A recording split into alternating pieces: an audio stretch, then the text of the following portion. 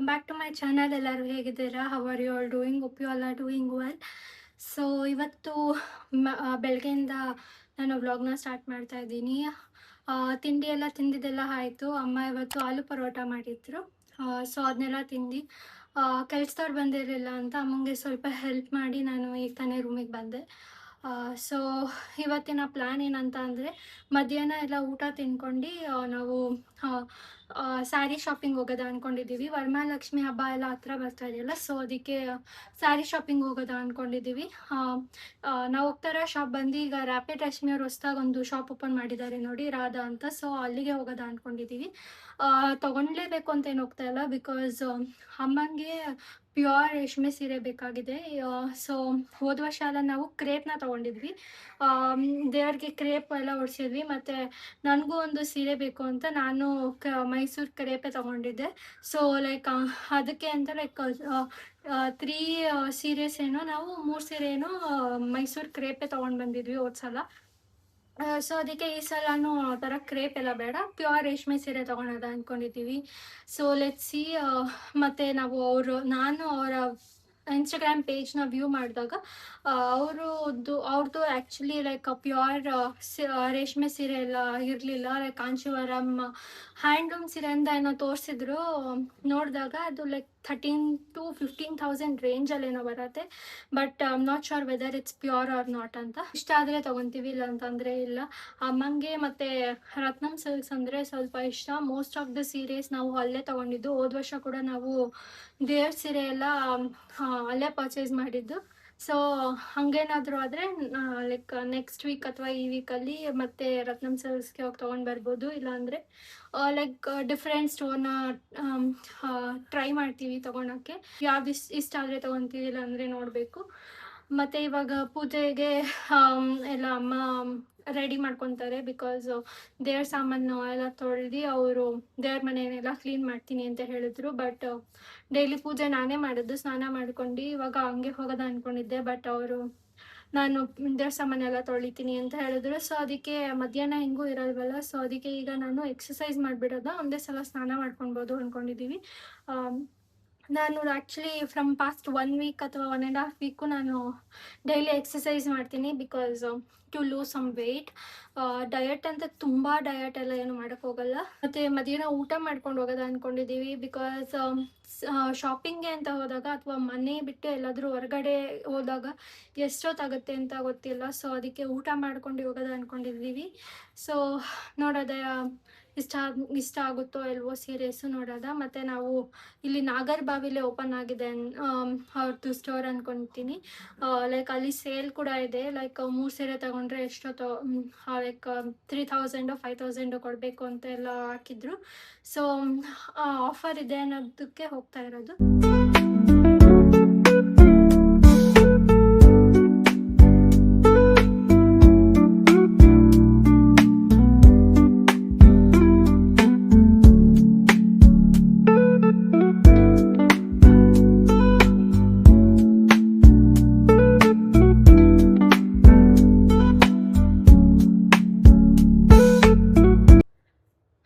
So ನಾನು ಈಗ exercise ಎಲ್ಲ ಮಾಡಿ ಮೀನ್ಸ್ ವರ್ಕೌಟ್ ಎಲ್ಲ ಮಾಡಿ ಈಗ ಫ್ರೆಶ್ ಆಗಿ ಸ್ನಾನ ಎಲ್ಲ ಮಾಡ್ಕೊಂಡು ಬಂದೆ.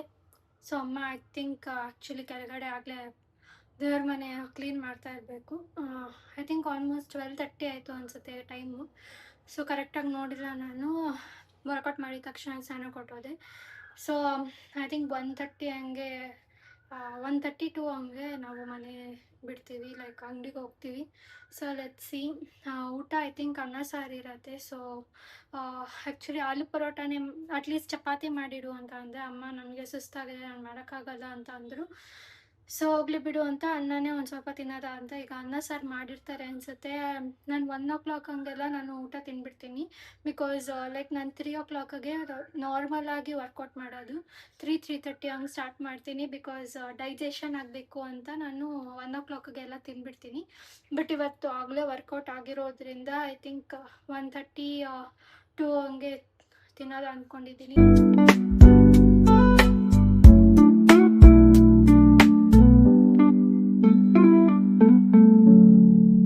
ಈಗ ಆಲ್ಮೋಸ್ಟ್ 2:30 ಆಯಿತು. ಸ್ವಲ್ಪ ಲೇಟ್ ಆಗೋದು ಹೊರಡೋದು. ಯಾಕಂತ ಅಂದರೆ ನಮ್ಮಪ್ಪ ಊಟಕ್ಕೆ ಲೇಟಾಗಿ ಬಂದರು. ಸೊ ಅದಕ್ಕೆ ಅವ್ರು ಬರೋ ತನಕ ಹೋಗೋಕ್ಕಾಗಲ್ಲ. ಸೊ ಅದಕ್ಕೆ ಈಗ ಬಂದೇ ಹೋದರು. ಅದಕ್ಕೆ ನಾವೀಗ ರೆಡಿ ಆಗಿಬಿಟ್ಟು ಹೋಗ್ತಾಯಿದ್ದೀವಿ. ಅಮ್ಮ ಮತ್ತು ಮೇಲ್ಗಡೆ ಸ್ವಲ್ಪ ಬಟ್ಟೆ ಎಲ್ಲ ಒಣಗಾಕಿತ್ತು, ಮಳೆ ಕೂಡ ಬರೋಂಗಾಗಿದೆ. ಅದಕ್ಕೆ ಬಟ್ಟೆ ಎತ್ಕೊಂಡು ಬರ್ತಾಯಿದ್ದಾರೆ. ಅವರು ಇನ್ನೇನು 5 ನಿಮಿಷ ರೆಡಿ ಆಗ್ತಾರೆ. ಆಟೋ ಬುಕ್ ಮಾಡ್ಕೊಂಡೇ ಹೋಗೋದು. I think it takes around 10-15 minutes ಅನಿಸುತ್ತೆ. ತುಂಬ ದೂರ ಏನಿಲ್ಲ ನಾಗರಬಾವಿ ನಮ್ಮ ಮನೆಯಿಂದ. ನಮ್ಮ ಮನೆಗೆ ತುಂಬ ಹತ್ತಿರನೇ. ಸೊ ಲೆಟ್ಸ್ ಸಿ ಯಾವಾಗ ಹೋಗ್ತೀವಿ. ನಾವು ಮನೆಗೆ ಬರೋ ಅಷ್ಟರಲ್ಲಿ ಬರೋ ತನಕ ಮಾಡೇ ಬರ್ತೇ ಇದ್ರೆ ಸಾಕು. ಸೊ ನೋಡೋದು ಎಷ್ಟೊತ್ತಾಗುತ್ತೆ ಅಂತ. ಹೇಳ್ದಂಗೆ ಶಾಪಿಂಗಿಗೆ ಅಂತ ಹೋದರೆ ಎಸ್ಪೆಷಲಿ ಸೀರೆ ಶಾಪಿಂಗ್ಗೆ ಅಂತ ಎಷ್ಟೊತ್ತಾಗುತ್ತೆ ಅಂತ ಹೇಳೋಕ್ಕೆ ಆಗಲ್ಲ. ಸೊ ಅದಕ್ಕೆ ಮಳೆ ಒಂದು ಕೊಡೆಯನ್ನು ಎತ್ಕೊಂಡು ಹೋಗಿರ್ತೀವಿ.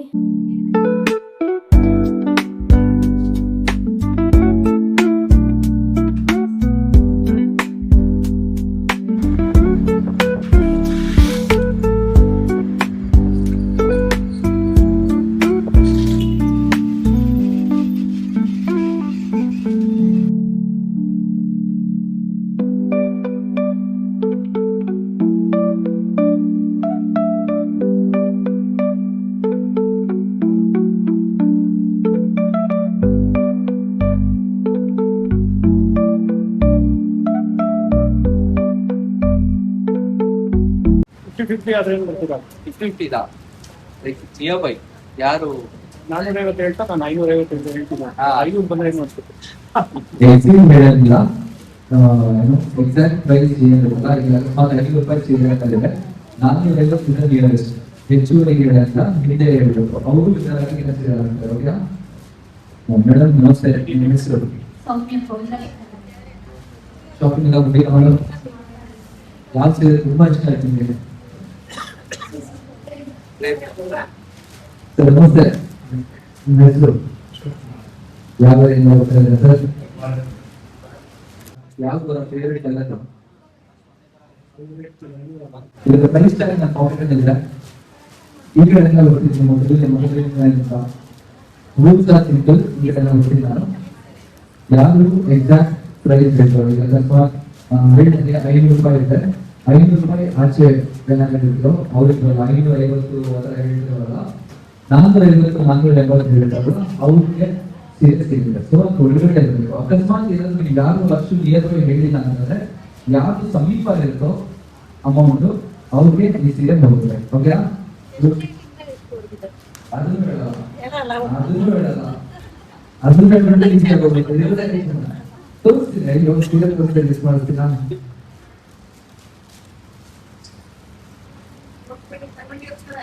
So, I have this beautiful saree. ನೋಡೋಣ ಈ ಕಡೆ ನಮ್ಮ ಇಲ್ಲ ಟಚ್ ಮಾಡಿಲ್ಲ, ಹಂಗೆ ಬೇಡ, ಹಂಗೆ ಟಚ್ ಮಾಡಿದ್ರೆ ಎಲ್ಲರೂ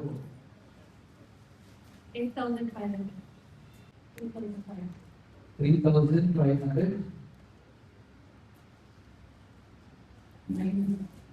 9,000.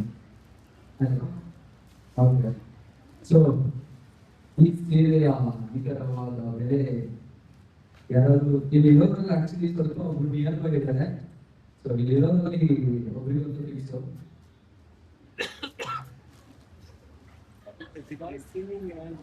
ಸೊ ಇಲ್ಲಿ ಇರೋದ್ರಲ್ಲಿ ಒಬ್ರಿಗೊಂದು ಹೋಗ್ತಾರೆ. ರ್ಯಾಂಡಮ್ ಕೇಸ್ ಯಾರಾದ್ರೂ ತಗೋತೀರಾ? ಎಷ್ಟು ಇರ್ಬೋದು ಅಂತ?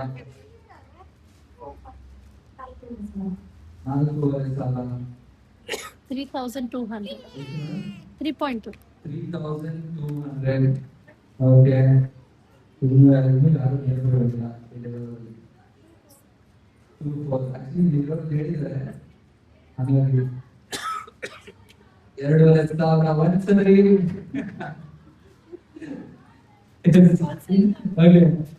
ನೋಡೋಣ ಇದರ ಆಕ್ಚುಯಲ್ ಪ್ರೈಸ್.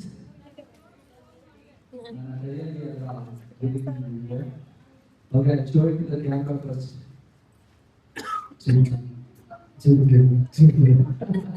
Okay. ಇದರ ಆಕ್ಚುಯಲ್ ಪ್ರೈಸ್ ಬಂದು ಎಷ್ಟು $2,032. ಸೊ ನಿಯರ್ ಬೈ ಹೇಳಿರೋದು 2,800. ಸೊ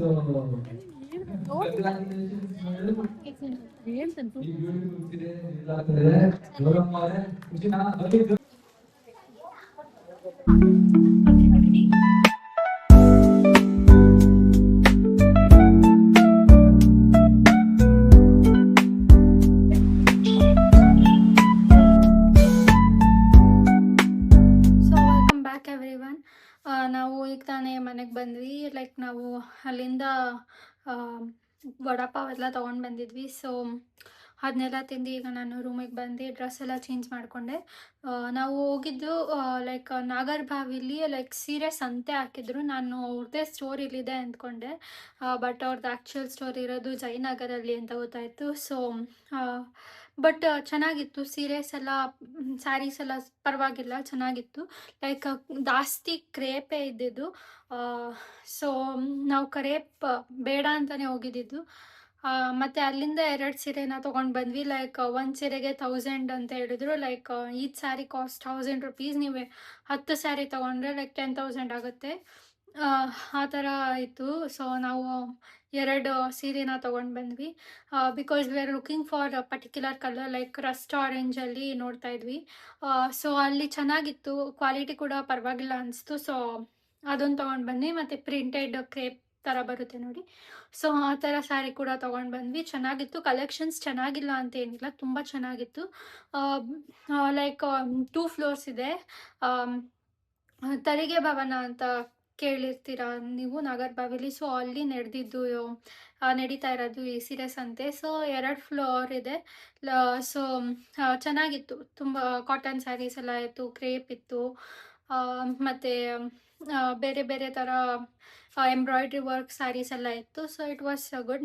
ಯಾಕಂದರೆ ನಾವು ಪರ್ಟಿಕ್ಯುಲರ್ ಆಗಿ ನಾವು ರೇಷ್ಮೆ ಸೀರೆನೇ ಬೇಕು ಅಂತ ಹೋಗಿದ್ರಿಂದ ನಾವು ಅದೆಲ್ಲ ತೊಗೊಳಕ್ಕಾಗಿಲ್ಲ. ಬಟ್ ಕಲೆಕ್ಷನ್ಸ್, ಕಲರ್ಸ್ ಎಲ್ಲ ತುಂಬ ಚೆನ್ನಾಗಿತ್ತು, ವೆರೈಟಿ ಆಗಿತ್ತು. So it was good. So ನಾನು ಹೇಳ್ದಂಗೆ ನಮ್ಮ ಅಮ್ಮಂಗೆ ರತ್ನಂ ಸಿಲ್ಕ್ಸ್ ಅಂದರೆ ತುಂಬಾ ಇಷ್ಟ. ಸೊ ನಾವು ಅಲ್ಲಿಗೆ ಹೋಗಿ ಮತ್ತು ದೇವ್ರ ಸೀರೆಯನ್ನು ಅದು ತೊಗೊಂಡು ಬಂದ್ವಿ, ರೇಷ್ಮೆ ಸೀರೆ. ಸೊ ಅದು ಪರವಾಗಿಲ್ಲ, ಚೆನ್ನಾಗಿತ್ತು. ಅಲ್ಲೂ ಕೂಡ ಕಡಿಮೆ ಇರುತ್ತೆ. ಲೈಕ್ ರತ್ನಂ ಸಿಲ್ಕ್ಸಲ್ಲಿ ಕೂಡ ಕಡಿಮೆ ಇರುತ್ತೆ. ಲೈಕ್ ಆ್ಯಕ್ಚುಯಲ್ ಪ್ರೈಸ್ ಹೋಗಿದ್ದು ಮತ್ತು ಹಾಕಿರ್ತಾರೆ, ಮತ್ತು ಅದಕ್ಕೆ ಡಿಸ್ಕೌಂಟ್ ಕೂಡ ಅವರೇ ಹಾಕ್ಬಿಟ್ಟಿರ್ತಾರೆ ಆಗಲೇ. So it was good. Saris like ನಮ್ಗೆ ಪ್ರೈಸ್ ರೇಂಜಲ್ಲಿ ಸ್ವಲ್ಪ ಕಷ್ಟ ಆಯಿತು ಡಿಸೈಡ್ ಮಾಡೋದು, ಬಿಕಾಸ್ ಇಟ್ ವೆರಿ ಲೆಸ್ ಇತ್ತು. ಲೈಕ್ ಕಲರ್ ಕಾಂಬಿನೇಷನ್ಸ್ ಆಗಿರ್ಬೋದು, ಕಾಂಟ್ರಾಸ್ಟಲ್ಲಿ ಇಲ್ಲ. ಬಟ್ ಯಾವುದೋ ಒಂದು ಸೆಲೆಕ್ಟ್ ಮಾಡ್ಕೊಂಡು ತೊಗೊಂಡು ಬಂದ್ವಿ. ಮತ್ತು ಏನಂತ ಅಂದರೆ ನಮ್ಮ ಹತ್ರ ಮುಂಚೆ ಇರೋ ಕಲರ್ ಸ್ಯಾರೀಸ್ ನಮ್ಮ ಹತ್ರ ಆಗಲೇ, ಲೈಕ್ ಅಲ್ಲಿರೋ ಕಲರ್ ಕಾಂಬಿನೇಷನ್ ನಮ್ಮ ಹತ್ರ ಆಗಲೇ ಇರುತ್ತೆ. ಸೊ ಹಂಗೆ ಲೈಕ್ ಡಿಸೈನ್ಸ್ ನೋಡೋಕೆ ಹೋದರೆ ಕಲರ್ ಮುಖ್ಯ ಆಗಿರುತ್ತೆ ಒಂದೊಂದ್ಸಲ. ಸೊ ಅದನ್ನು ನೋಡಿ ಲೈಕ್ ನಮ್ಮ ಪ್ರೈಸ್ ರೇಂಜಲ್ಲಿ ಯಾವ್ದಿದೆಯೋ ಅದನ್ನ ತೊಗೊಂಡು ಬಂದ್ವಿ. ಚೆನ್ನಾಗಿದೆ ಸೀರೆ ಕೂಡ. ನನಗೆ ಮತ್ತು ನಮ್ಮ ಅಮ್ಮಂಗೆ ತುಂಬ ಇಷ್ಟ ಆಯಿತು ಕಲರ್ಸ್. ಮತ್ತು ಯಾವ ಈ ಥರ ಕಾಂಬಿನೇಷನ್ ನಮ್ಮ ಅಮ್ಮನ ಹತ್ರ ಯಾವುದು ಸ್ಯಾರೀಸ್ ಇಲ್ಲ. ಸೊ ಅದಕ್ಕೆ ತೊಗೊಂಡು ಬಂದ್ವಿ. ಈಗ ಹಂಗೆ ಪಕ್ಕದಲ್ಲೇ ರತ್ನಂ ಸಿಲ್ಕ್ಸ್ ಪಕ್ಕದಲ್ಲೇ ಒಂದು ಸ್ವಲ್ಪ ದೂರದಲ್ಲಿ ವಡಾಪಾವ್ ಮಾಡ್ತಾಯಿದ್ರು. ಸೊ ವಡಾಪಾವ್ ಎಲ್ಲ ತೊಗೊಂಡು ಬಂದು ತಿಂದ್ವಿ. ಯಾಕಂದರೆ ನಮ್ಮಮ್ಮ ಊಟ ಕೂಡ ಮಾಡಿರಲಿಲ್ಲ. ಸೊ ಅವ್ರಿಗೆ ಹೊಟ್ಟೆ ಹಸಿತಾಯಿತು ಅಂತ ಅವರು ಕೂಡ ಅಲ್ಲೇ ತೊಗೊಂಡು ಮನೆಗೆ ಬಂದು ತಿಂದ್ವಿ. ಅಲ್ಲಿ ತಿನ್ನೋಕ್ಕಾಗಿರೋಕಂದ್ರೆ ನಮಗೆ ಗೊತ್ತಿಲ್ಲ, ಅವರು ಪಾರ್ಸೆಲ್ ಕೊಟ್ಬಿಟ್ರು. ಮತ್ತು ಮಳೆ ಕೂಡ ಬರೋಂಗಾಗೋಯಿತು. ನಾವು ಆ್ಯಕ್ಚುಲಿ ಮಳೆ ಬರ್ತಾಯಿತ್ತು, ಅನಿತಾಯಿತ್ತು. ಸೊ ನಮಗೆ ಒಳ್ಳೇದಾಯಿತು ಅಂತ ಅಂದ್ಕೊಂಡ್ವಿ. ಸೊ ಈಗ ಮನೆಗೆ ಬಂದು ನಾವು ತಿಂದು ಎಲ್ಲ ಈಗ ನಾನು ರೂಮಿಗೆ ಬಂದೆ ಫ್ರೆಶ್ ಅಪ್ ಆಗೋಕ್ಕೆ ಅಂತ. So this is it for my vlog guys. ನಿಮಗೆ ಈ ವಿಡಿಯೋ ಇಷ್ಟ ಆದರೆ ಲೈಕ್, ಶೇರ್, ಕಮೆಂಟ್, ಸಬ್ಸ್ಕ್ರೈಬ್ ಮಾಡಿ. So C in the next vlog. By.